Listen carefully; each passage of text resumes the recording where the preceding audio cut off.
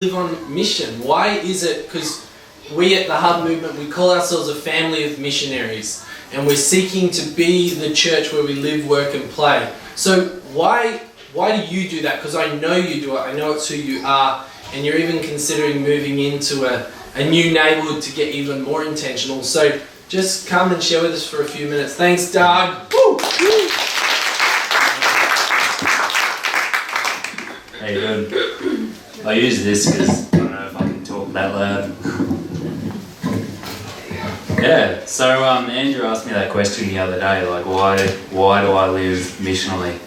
And it's kind of a hard question to answer, not because it's difficult to come up with an answer, but because there's so much that you could say, and I've only got 5 minutes.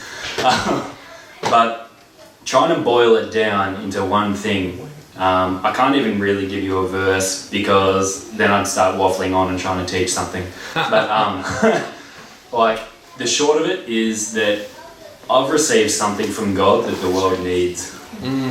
So I've received of His love that He initiated. I've received of His presence, and He lives inside of me. And everything that God does produces life, and the world needs life. So I want to share a couple of stories with you to kind of demonstrate that. So as you said, I spent some time in Bethel, up in Reading for about 10 months. And my landlord there, before we moved up there, he had this incident, and he told us after we moved there.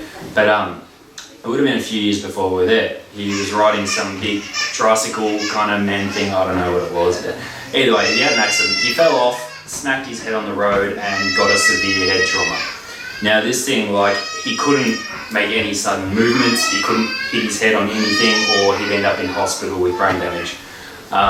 So it was really severe. He had like a little Down syndrome boy whose favourite thing to do was jump on the trampoline with his dad. And now he couldn't do that anymore because his dad he couldn't jump, he couldn't do that, or it had damaged his brain. His wife was telling us about that period of time, and he said his whole personality changed. Like, he became short-tempered, he became angry because of what was going on. He always had headaches. Anyway,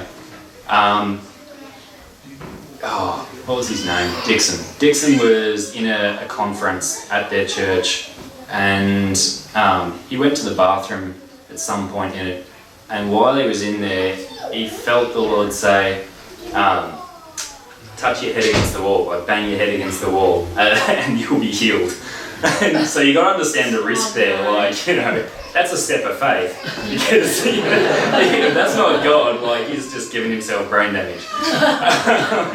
So he's at the urinal and he just kind of leans his head against the wall and just touches it, and he felt like God said, that's enough. And from that moment, his brain trauma was completely healed. Wow. He walks out of the bathroom to hear them in the main auditorium of the church saying, I feel like we should go after head trauma. We're starting to declare healings over head trauma. And he's like, oh, that's just happened. But yeah, so he got to have a good night's sleep that night. And the next morning, he got to get up with his son with Down syndrome and jump on the trampoline for the first time in about 2 years. Like, you can imagine what that would do to that little boy. Like, that's life, right? If we've got the power of God in us and we can offer that to the world, like, what can that do in terms of bringing restoration into the world? So that's not even just about heaven. That's just the quality of life now, let alone then. The second story I want to share. So Andrew said I do firefighting over summer. Over winter, I work for an arborist. Like a tree lopper, if you don't know what that is. So I can legitimately wear a beard because come on, down trees. you are on the jack. It's not fashion.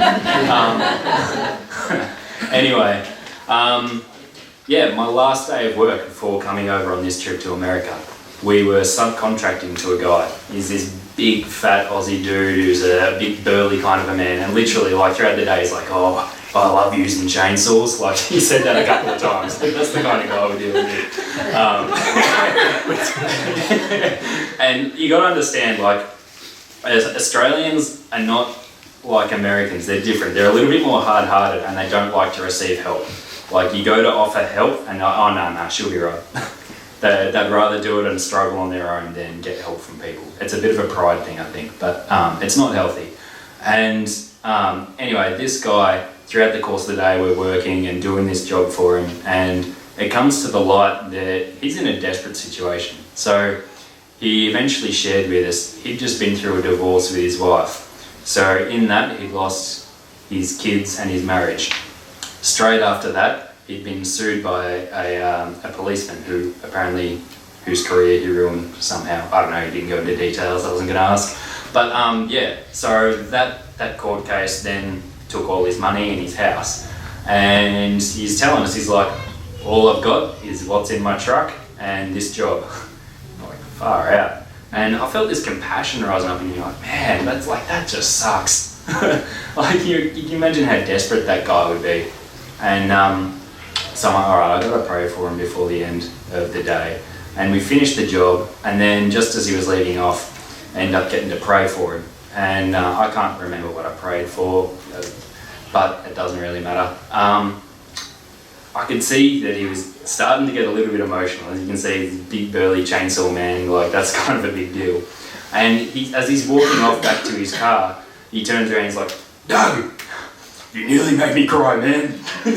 You nearly made me cry." And he turns around and walks off to his truck again. And we got a text, my boss got a text later on going, "Thanks for your work, guys, thanks for your effort."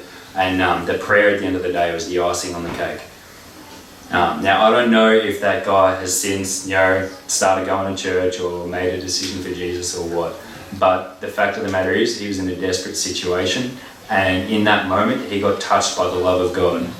Like, I've received of the love of God, he's loved me, and that puts me in a place where I can go and just love on other people in that situation.